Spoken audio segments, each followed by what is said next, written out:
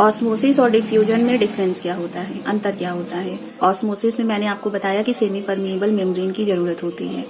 Diffusion के लिए किसी सेमी परमिएबल मेम्ब्रेन की जरूरत नहीं होती है। ऑस्मोसिस में सिर्फ सॉल्वेंट एक साइड से दूसरी साइड जाता है। मैंने फिगर में आपको दिखाया था कि सेमी परमिएबल मेम्ब्रेन होती है जिसमें से एक साइड कॉपर सल्फेट सॉल्यूशन होता है, दूसरी साइड पानी होता है, तो सिर्फ वाटर कॉपर सल्फेट सॉल्यूशन की साइड जाता है और उसमें जाकर मिक्स हो जाता है और तब तक जाता रहता है जब तक दोनों साइड का कॉन्सेंट्रेशन सेम न हो जाए।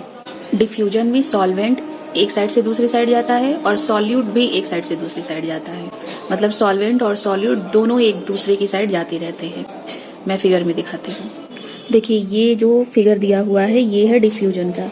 सॉल्वेंट इधर से इधर आ रहा, सॉल्यूट भी इधर से इधर जा रहा और दोनों एक दूसरे में मिक्स हो जा रहे हैं, तो यूनिफॉर्म ब्लू सॉल्यूशन बन जा रहा है। ये है डिफ्यूजन। और ऑस्मोसिस में यहाँ सेमी परमिएबल मेम्ब्रेन है, इधर वाटर है, इधर कॉपर सल्फेट सॉल्यूशन है, सिर्फ वाटर इधर से इधर जाएगा, सॉल्यूट इधर से इधर नहीं जाएगा।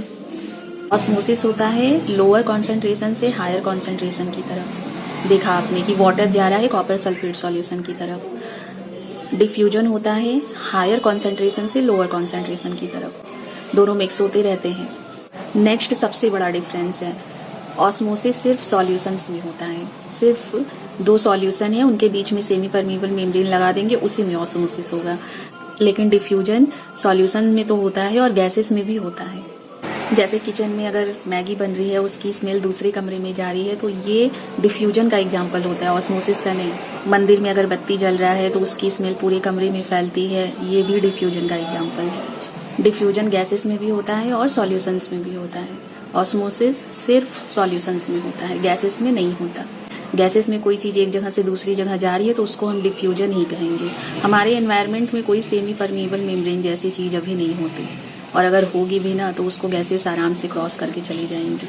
ऑस्मोसिस को हम लोग स्टॉप भी कर सकते हैं और रिवर्स भी कर सकते हैं प्रेशर अप्लाई करके। अभी अगले वीडियो में मैं आपको बताऊंगी आरओ, रिवर्स ऑस्मोसिस, वो जो घर में आरओ लगा रहता है जिससे पानी आप लोग पीते हैं, पानी को प्योर करता है।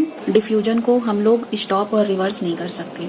आपके किचन में कुछ बन रहा है, आप कितना भी खिड़की दरवाजा बंद कर लीजिए, वो स्मेल आएगी ही। डिफ्यूजन को हम लोग स्टॉप और रिवर्स नहीं कर सकते, कितना भी फोर्स अप्लाई करके। ऑस्मोसिस को कर सकते हैं।